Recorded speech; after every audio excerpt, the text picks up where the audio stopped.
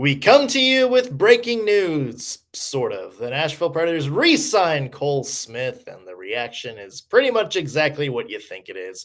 Plus, All-Star Weekend. It was really boring. We'll talk about that today on the Locked On Predators podcast. Your Locked On Predators, your daily podcast on the Nashville Predators. Part of the Locked On Podcast Network, your team every day.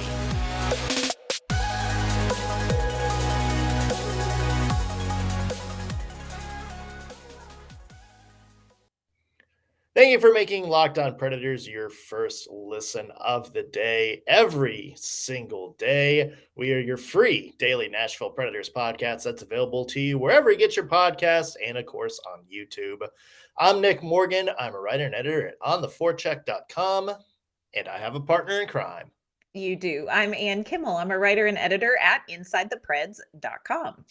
Also, before we get into it, I want to mention today's episode is brought to you by FanDuel Sportsbook, the official sportsbook of Locked On. So make every moment more. Visit FanDuel.com/LockedOn today to get started. All right, we are recording here at just about 2 o'clock Central on Monday afternoon, which means the NHL Skills Competition should be wrapping up in the next 2 hours or so.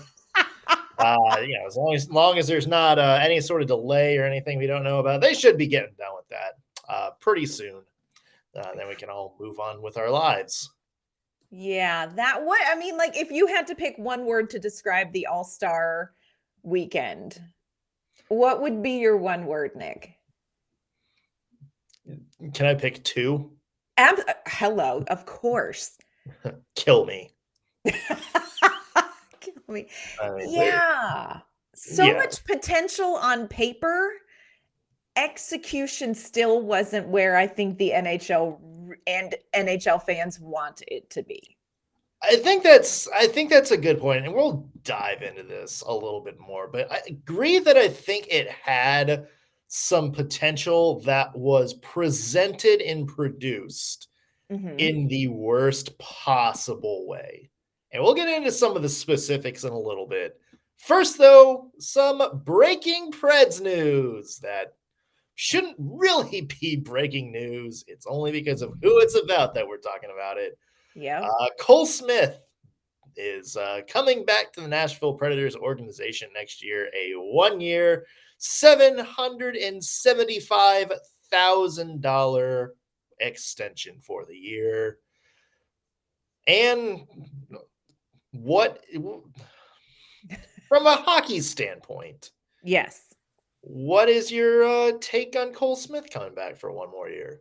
You know what? I actually feel fine about this. I think Cole Smith is doing exactly what you want him to do. Of course, they would like him to score a little bit more, and he has been snake bit kind of this front end of the season. But you have a player who is playing with 100%. Is he the most talented player on this roster? No. But is he somebody who is playing 100%? Is he somebody that is doing what they ask him to do? Is he somebody that brings something to this team? He is. Yeah. And for $775,000, I think the Nashville Predators are pretty lucky to have signed Cole Smith, quite frankly. Yeah. I mean, this screams to me like those, similar deals that David Poile gave to guys like Michael McCarron or Ben Harper or Jared Tenorti. That's more of like, hey, look, we are giving this to you to reward you for what you've done with us this season and being able to stick with the team. So if we need you again next year, if you can keep it up and nobody passes you on the depth chart, then congratulations. You have a roster spot for next year. Yeah. If you don't, if for some reason you don't have the same mojo or there's somebody better than you that comes in the lineup, we're going to pay you basically the NHL's minimum salary to play in Milwaukee next year with literally zero repercussions for us. Yeah. I mean, this just seems like a standard your extra forward fringe NHL guy deal. That's about it. This is not a deal that would generate a tremendous amount of discussion on Twitter. or in person if it was not attached to Cole Smith, who for whatever reason has kind of become the lightning rod for the Nashville Predators. Not deserved. He is not the most controversial figure on this team. He is not the biggest question on this roster. He is not the most under or overperforming player to be talking about. But for some reason, Cole Smith is kind of where a lot of misdirected, in my opinion, energy and focus has gone this season. So this would not even really be more than a sentence topic on our podcast had it not been attached to Cole Smith.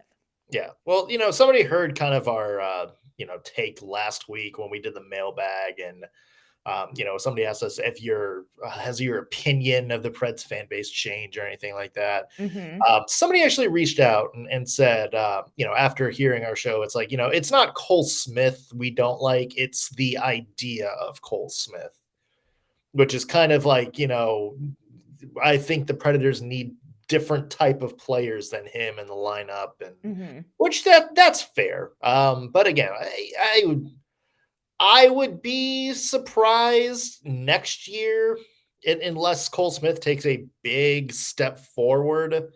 If he was a big part of the Preds lineup next season. But yeah, again, like I said, this deal is just, hey, here's a contract for next year. Right. Thanks for your work this year. If it pays off, we'll give you another one. If it doesn't, hey, guess what? You're going to be in Milwaukee, but that's fine. Yeah. And Cole Smith has been the topic, but I agree with what you were saying. I don't think that he is the problem. He has just been the topic, which unfortunately translates into a lot on social media. Speaking of which, put out a tweet saying, hey, just want to know what your one word is to describe how you feel about Cole Smith's contract. Yeah, I didn't check any of this, so I'm hearing all these for the first time. Yeah. So JW Hood said, and not one word, which I completely absolved him from because, we make the rules, but we also feel free to break them. He said, I don't even care to hear anything else about Cole, good or bad. Just tired of everything circling this guy. Other storylines going on besides Cole, just let him play. It's probably a good deal for what he does. Good fourth liner. And then he said, oh, sorry, you just wanted one word. My bad. Again, we absolve you. I certainly don't disagree with anything he said. So yeah. Yep. Brian the Gamer said, I don't hate it. He does a lot of good things. Yeah. I agree. So far, so good. So far, so good. Ultimate Predator said, love it for the chaos. Neutral on it otherwise. Yeah. That's about right as well. Yeah. Susan Prather said happy, which I will say I agree with her. And she stuck to the rules. So bonus points. Yeah. Extra bonus points. Yeah. So, I would say actually overall, we definitely had some memes that conveyed dissatisfaction or shock and awe. One that says, I'm trying not to yell, one that was Michael Scott's face. So, take that for what you want. But, I think it's going to cause some chaos. Here's an interesting comment that got actually a lot of likes. If Cole Smith is on your roster, you're probably an average team. And that's from JJ Trigg.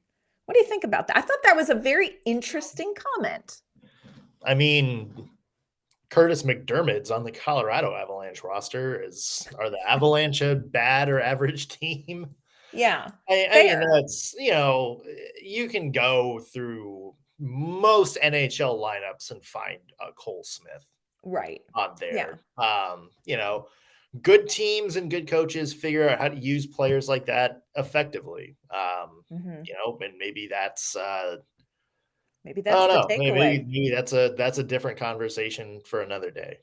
But yeah, at the end of the day, if you block out all the extra noise, it's just the Preds signing a depth guy to a 1-year low risk extension. And that's pretty much all that it should be.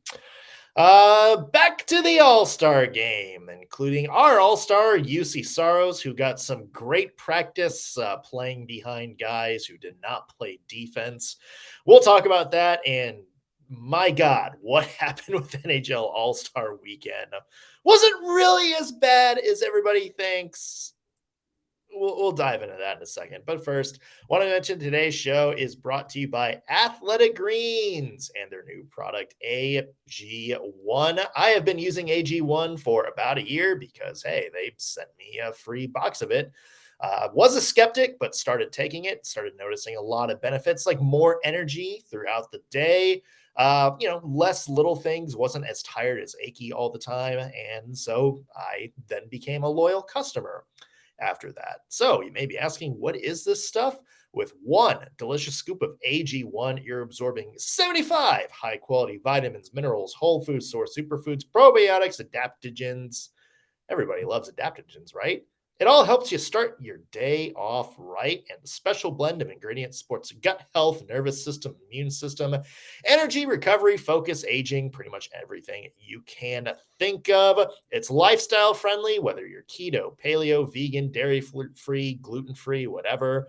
It's perfect for you because it fits just 1 gram of sugar, no GMOs, no nasty chemicals or artificial anything, but still tastes great. And they have over 7,000 5-star reviews online and recommended by professional athletes and leading health experts. So right now, time to reclaim your health and arm your immune system with convenient daily nutrition. Like we said, just 1 scoop in a cup of water every day. That's it. No need for a million different pills and supplements to look out for your health. And to make it easy on you, Athletic Greens is going to give you a free 1-year supply of immune-supporting vitamin D and 5 free travel packs with your first purchase. All you have to do is visit athleticgreens.com/NHL network. Again, athleticgreens.com/NHL network to take ownership over your health. Pick up the ultimate daily nutritional insurance. All right, and let's go to some stick taps for Juuse Saros, who, you know what, all things considered, had himself a nice little all-star weekend. Scored a goal in the skills competition, which, shout out to his dad, Pecorine, for that Come one. on. And, all things considered, played pretty well. Didn't look awful in the All-Star game either, even though nobody tried. Oh my God. Yeah, nobody tried in front of him. Yeah, you know what he did? I thought he had a great weekend. I loved the content. I thought the Nashville Predators team that was with him did a great job with content and talking with him and behind the scenes and everything. So I appreciated that. But I thought he had a good weekend too. He and Connor Hellebuck won the Tendy tandem, which, it's hard sometimes to cheer for Connor Hellebuck, but when you pair the two of them up, it's not Corey Perry, so I'm here for it. He somehow gets more likable when paired with Juuse Saros. Doesn't everybody? Yeah, exactly. Yeah. So I thought that was great. And they won $30,000, which I was like, I should say so. Like that should pay for his trip to Costa Rica next break. So I thought that was great. I agree with you though, in the All-Star game. Oh my goodness. It was like flashbacks to the Nashville Predators earlier in the season where it's literally Juuse Saros and a bunch of guys on skates just watching. So that part was a little rough. I think one of the funniest moments, I think it was Vlad Tarasenko. It was like a 2-on-0, or it was like a 2-on-1 the other way. And Tarasenko was like the only guy back for the Central.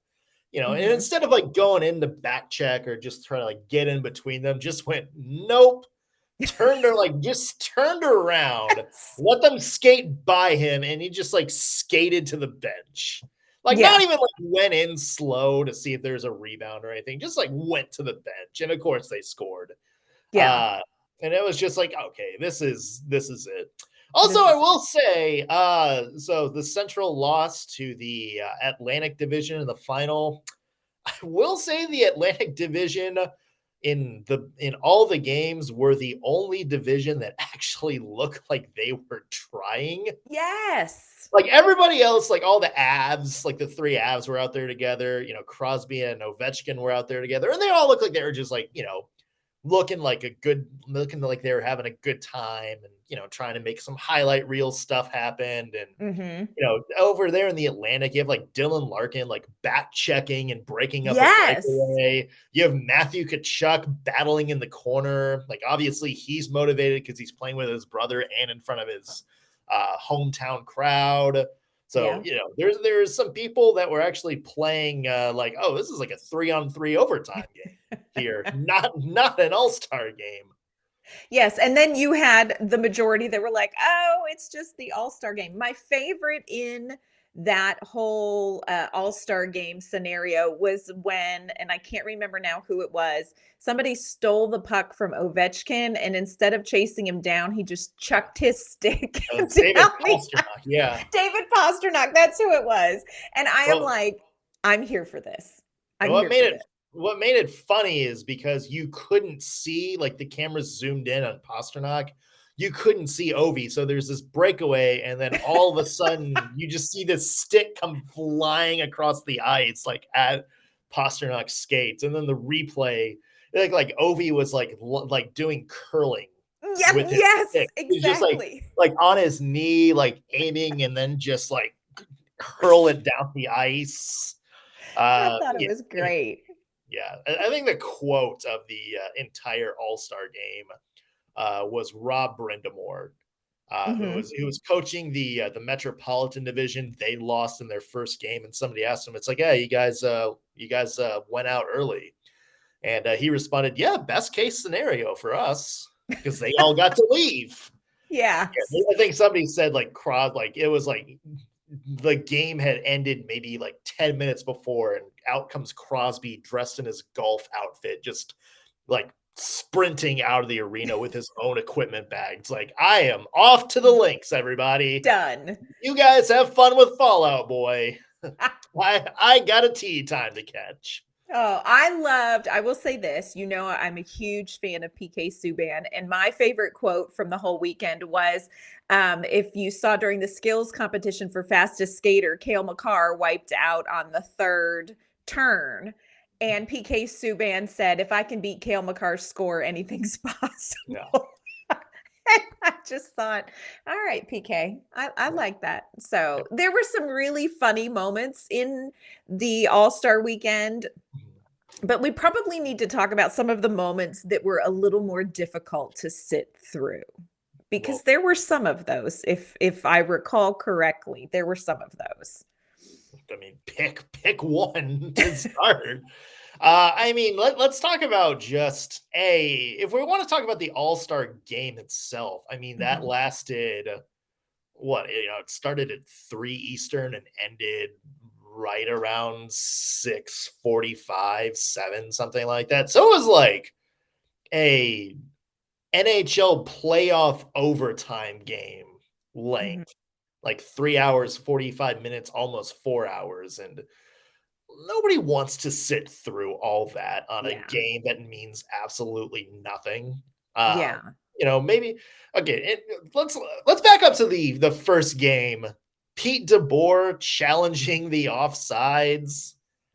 Is that really? I think he kind of did it like just as a joke, like kind of like a troll move on anybody. But if you're just a casual fan watching a instant replay coaches challenge review 3 minutes into the All-Star game, is that really like what you kind of want your whole thing to be if you're using this as like a marketing patch to like lapsed fans or something like that? Well, does anybody really want to sit through a video coaches challenge review in a Stanley Cup final? No, we hated them too. So, yeah, it was a little bit painful. And I agree with you. It went a little long. For me also, if they're going to play this All-Star game, when you do 3-on-3, 3-on-3 is just an elevated level of excitement for me when it comes to overtime. More ice, more opportunity, more breakaway chances. And they just played it at a speed in in these All-Star games that just wasn't that level of excitement. So that was a little bit disappointing for me. Yeah. I mean, entertain me, people. Entertain me. The players didn't try. I mean, it was weird. The other thing I noticed, and it's more noticeable in the skills competition, there was nobody in that crowd. Yeah. Like there's absolutely nobody there. Like that big panorama they showed. I don't know if it was a later routing crowd, but it was just like the lower bowl was empty, like Yeah. completely empty. And it was dead quiet for the entire weekend. Compare that to the other All-Star game that was happening this weekend, which was the Pro Bowl. Mm-hmm. And you saw that, just for the little flag football game yesterday, they played it at Vegas's home stadium. That place was packed. Yep. So yeah, not a lot of kind of a bad look for the NHL when, it's obvious the players not only don't care, but don't exactly look like they're really having fun. And B, like nobody in the crowd is into it either. Yeah, I think there are definitely areas of improvement, and we're going to talk about those, just maybe some light suggestions. And then we do have to talk a little bit more about the skills competition because I have a giant Do we? beef. I have Do a just, we? I have one giant beef that needs to be addressed when it comes to the skills competition. We're Okay. going to do that in just a second. But first, want to let you know that this episode is brought to you by our great friends at FanDuel. The only app you're going to need at your Super Bowl party is FanDuel. It's America's #1 sportsbook. You can download FanDuel now so you can bet on Super Bowl 57. Wow, is it really 57? Goes by fast when you're having fun. I guess it does with a no sweat first bet. So you're going to get up to $3,000 back in bonus bets if your first bet doesn't win. FanDuel lets you bet on everything from the money line to point spreads to who will score a touchdown. You can bet on things with the Super Bowl, like how many receiving yards will Travis Kelce or AJ Brown have in each half? What position's going to score the first touchdown? You can also bet on who is going to be named the MVP. They have bets on everything. And the FanDuel Sportsbook app is safe, secure, and it is super easy to use. Best of all, you can get paid for your winnings instantly. So join FanDuel today at FanDuel.com/locked-on to claim your no sweat first bet on Super Bowl 57. That's FanDuel.com/locked-on. Make every moment more with FanDuel, official sportsbook partner of the NFL and Locked On. All right, Ann. So the skills competition, Mm-hmm. that's kind of sad for me because I remember growing up watching hockey back in like the original NHL and ESPN days.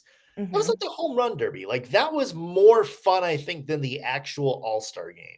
Yes. Because it's like, they had the players competing against each other. There was there's actually like a competition, like it was East versus West or North America versus the world, whatever the configuration happened to be that year. It was Mm-hmm. always just so fun to watch because the players were having fun, but it was also like, their side wanted to win too, a little bit of bragging rights Yes. or something to play for. And it's just the last 2 years have just been absolutely dead. Yeah. Yeah.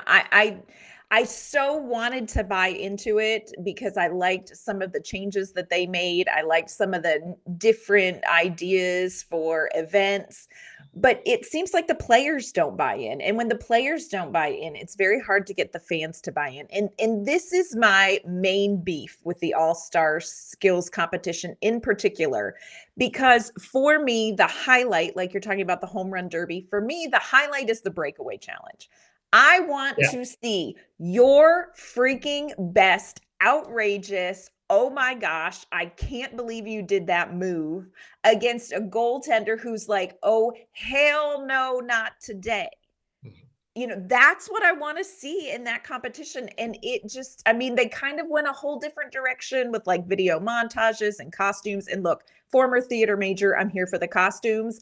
But I felt like it just lacked like that home run derby element. Like this is where you show your stuff, whether you're a goaltender or whether you are one of the guys trying to score, like show me your best. Holy crap, I can't believe he can do that shot.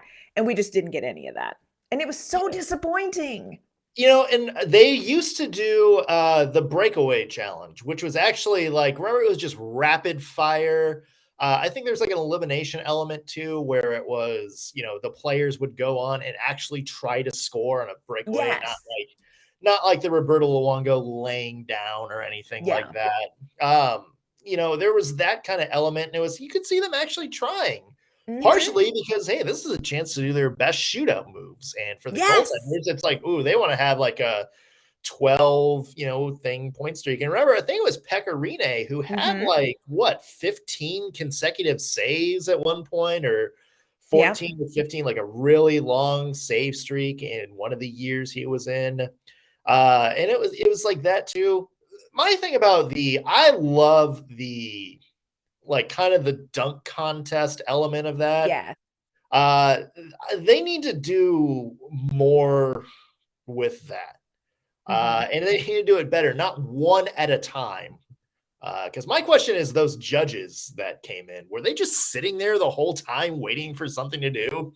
You had like David Pastrnak come in and do Happy Gilmore, and you're like, all right, this is cool. Like we're, some energy here. And then what? Nothing happened after that. He took one shot and then disappeared.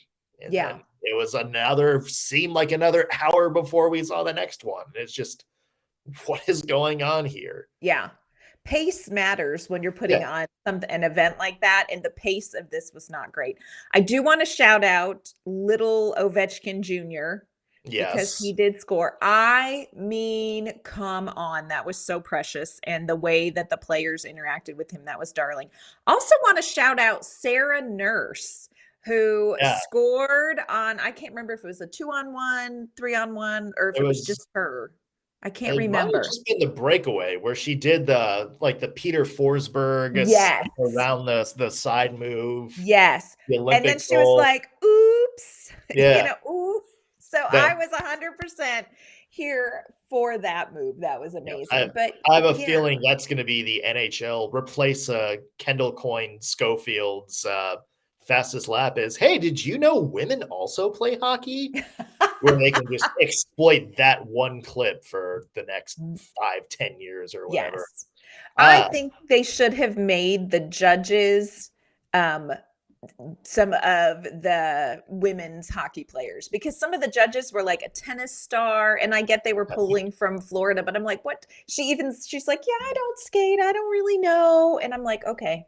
Let's put some female hockey pros in there, and then let's judge. Yeah, go through some of the Preds comment sections, and there's people that think Victoria Azarenka would be overqualified to be Preds head coach. So, I mean, at the end of the day, and pacing, I think is the thing. Like, they did the fastest skater.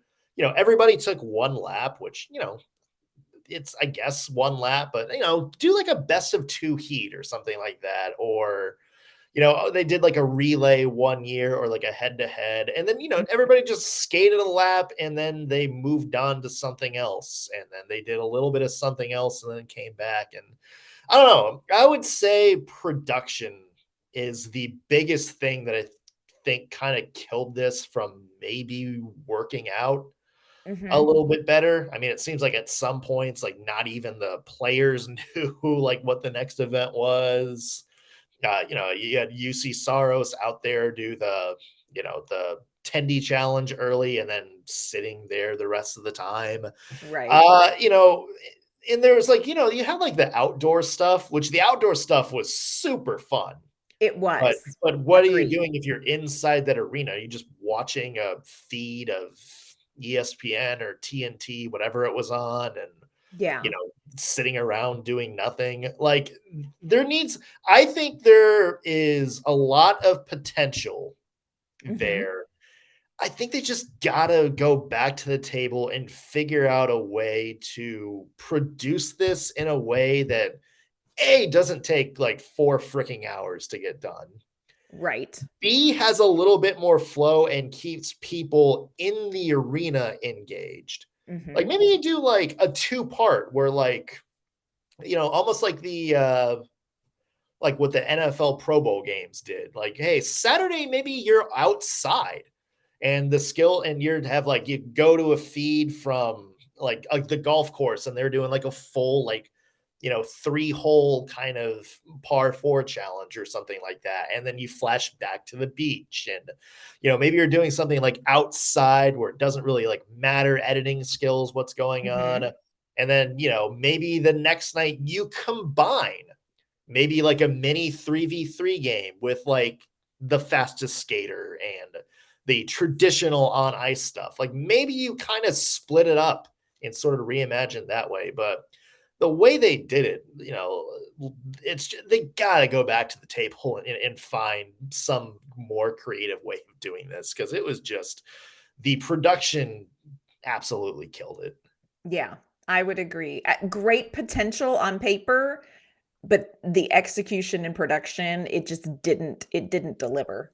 And it's a shame because I thought they had some creative ideas. Yeah, when we were talking about this, you had an interesting idea of what you would do. I did? Do you remember that? I'm sure it was brilliant. What would I do? Do it Winter Classic. Yes. Instead of a team versus team, have the outdoor game be the NHL All-Star Game. Yes. I 100% think that would be fun. Instead, just make it the outdoor game. There's always so much energy around an outdoor game. And I think I think it just is more for the players. I think it just gets them more bought in and do it that way. It doesn't have to be all this other stuff. But yeah, that was brilliant. I was really thinking when I thought you were on a roll with that one. On a roll. And then the weekend happened and I totally forgot. Yeah. But hey, good idea. Let us know your thoughts. If you think you got an idea to make the All-Star Game, how should I put this, suck less? Let us know. Either leave a comment on this episode if you're watching on YouTube, or tweet us at LO_Predators. We'd be happy to hear some of your thoughts. Tomorrow, the Predators are back on the ice. Come on. Yay, finally. We will go over the February schedule and some second half NHL storylines, specifically involving the Preds, to watch out for. So tune into that. And where can people find your work? You can find my work online at InsideThePreds.com, and you can find me on Twitter at AnnK_Mama on Ice. You can find me at ontheforecheck.com or follow me on Twitter at _NSMorgan. However you're listening to us, whether you're watching this on YouTube or listening on your favorite podcasting platform, be sure to hit that subscribe button so you will always know when we have fresh content out for you. That's going to do it on today's Locked On Predators podcast. Thank you as always for making us your first listen of the day. We'll be back tomorrow with an all-new episode. See you then.